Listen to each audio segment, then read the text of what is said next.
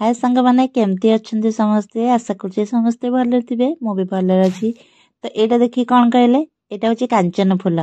तो चलते कांचन फूल मुझे गोटे भल आइटम टे शिखेबी। तो यहाँ गोटे कांचन फूल बरा कि अरुआ चाउल बतुरे नहीं जी दीटा कंचा लंका कि अदा देदेक भल से ग्राइंडिंग कर गोटे बेटर पेस्ट तैयारी करदेवे।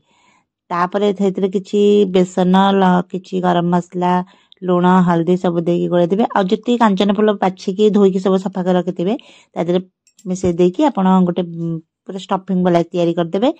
आ किसी अल्प तेल देकी पैन रे स्टफिंग गुरा जो बनेबे ताकू बरा शेप देकी भल से सेकीदेवे। अल्प तेल देवे बेसी तेल भी दरकार नहीं एतरे तो देकी भल से सेकीदेवे।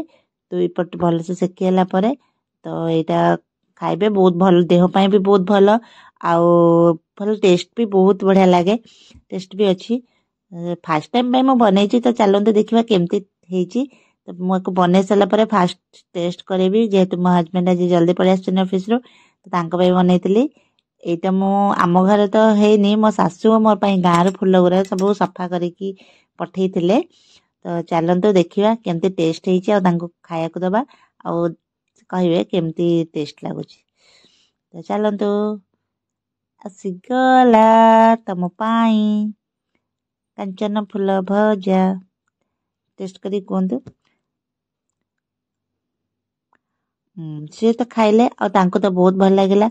आपण मानक मो भिडियो केमती लगे मो रेसिपी केमती लगे कमेंट सेक्शन में जनइबे।